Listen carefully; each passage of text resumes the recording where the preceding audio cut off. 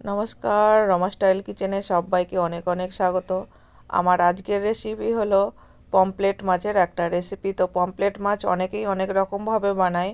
আমি কিভাবে বানাই সেই রেসিপিটাই আজ আমি তোমাদের সঙ্গে শেয়ার করব। দেখো, এখানে আমি পমফ্রেট মাছগুলোকে কেটে ধুয়ে পরিষ্কার করে নিয়েছি। আর দেখো, পমফ্রেট মাছের পেটে কিন্তু ডিমও হয়ে গেছে। তো এইবার এই গোটা মাছগুলোকে আমি একটু লম্বা লম্বা করে একটু চিনা লাগিয়ে নেব, যাতে মাছের ভিতরে মশলাগুলো ভালোভাবে যায়। তো দুই সাইডে কিন্তু আমি লম্বা লম্বা করে একটু চিরা লাগিয়ে নিচ্ছি। আর এটা যেহেতু একটু ছোট সাইজের মাছ, তার জন্য এটাই একটা করে চিরা লাগালাম, আর আগেরটা ছিল বড় সাইজে, তার জন্য এটা দুটো করে চিরা লাগিয়ে নিয়েছি। এবার মাছটাকে আমি একটু ভালো করে লবণ হলুদ মাখিয়ে এটা কিছুক্ষণের জন্য ম্যারিনেট করে রেখে দেব। তাহলে কী হবে, মাছের ভিতরে ভালোভাবে লবণটা যাবে আর মাছটাও খুব ভালোভাবে ভাজা হবে। আর মাছের যে আঁশটে গন্ধ থাকে সেটাও কেটে যাবে। তো এদিকে আমি কড়া বসিয়ে দিয়েছি। কড়াইতে আমি দিয়ে দিচ্ছি সর্ষের তেল পরিমাণ মতো। এখানে তেলটাকে আমি ভালোভাবে গরম হতে দেব। আর মাছের জন্য আমি এখানে নিয়েছি একটু পেঁয়াজ কুচি, কাঁচা লঙ্কা চেরা আর তেজপাতা, কালো জিরে। তেলটা দেখো এখানে গরম হয়ে গেছে। আর মাছগুলোকে আমি এক এক করে তেলের মধ্যে দিয়ে দেব। তো সব মাছগুলোকে এখানে আমি তেলের মধ্যে দিয়ে দিয়েছি। আর একটু ঢাকা দিয়ে মাছগুলোকে একটু ভাজা হতে টাইম দেব। ভালোভাবে মাছগুলোকে ভাজা করে নেব বা ভেজে নেব। তো মাছগুলো দেখো এখানে লাল লাল হয়ে গেছে এক সাইড করে। এবার আমি অপর সাইডটা উল্টিয়ে দেব, ভালোভাবে মাছগুলোকে ভেজে নেব। খুব সুন্দরভাবে কিন্তু ভাজা হয়েছে, দেখো একদম লাল লাল হয়ে ভালোভাবে উঠে গেল, এগুলো উল্টানো হয়ে গেল। এবার আমি অপর সাইডটাকেও ভালো করে ভেজে নেব। দুই সাইড কিন্তু মাছ আমার খুব ভালোভাবে ভাজা হয়ে গেছে। মাছটাকে এবার আমি উঠিয়ে নিচ্ছি। দেখো একদম লাল লাল করে ভাজা হয়ে গেছে। এবার আমি তেলটা একটু কম করে নিলাম। এখানে আমি যে দুটো কাঁচা লঙ্কা চিড়ে নিয়েছিলাম তেলের মধ্যে দিয়ে দিলাম তেজপাতা আর কালো জিরে। তেজপাতা, কালো জিরে আর কাঁচা লঙ্কার সুন্দর ফ্লেভার আসতে যখন শুরু করবে, তখন আমি দিয়ে দেব যে কাঁচা পেঁয়াজটা আমি কেটে রেখেছিলাম বা কুচি করে রেখেছিলাম। সেই পেঁয়াজটাকে দিয়ে আমি ভালো করে নাড়াচাড়া করে তেলের মধ্যে ভালোভাবে ভেজে নেব। এটাকে লাল লাল করে ভেজে নিতে হবে। আর এখানে আছে আমার আদা আর জিরে বাটা। এখানে পেঁয়াজটাও আমার লাল লাল করে ভাজা হয়ে গেছে। এবার আমি পরিমাণ মতো এখানে মশলা দিয়ে দেব।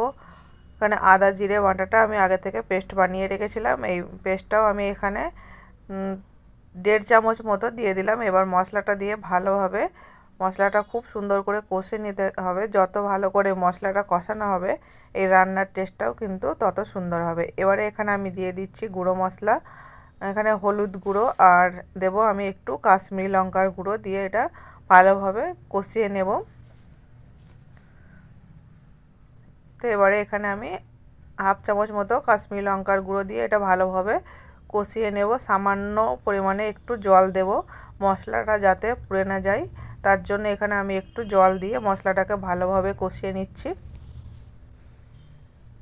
তো মশলাটা কিন্তু আমার ভালোভাবে কষানো হয়ে গেছে। আর এবারে আমি এখানে বেটে রেখেছি 2 চামচ সাদা সর্ষে আর 1 চামচ পোস্ত আর কিছু কাঁচা লঙ্কা বেটে রেখেছি, সেই মশলাটা দিয়ে এবার মশলার সঙ্গে একটু হালকা করে নাড়াচাড়া করে নেব।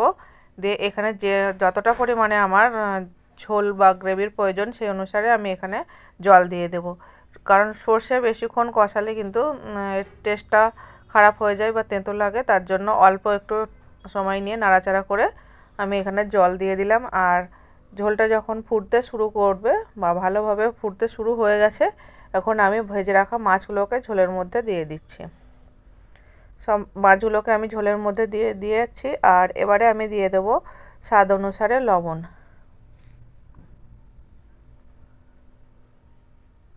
এখানে লবণটা দিয়ে আমি একটু নাড়াচাড়া করে আমি 5-7 মিনিটের মতো ঢাকা দিয়ে দেব, মাছটাকে হতে দেব।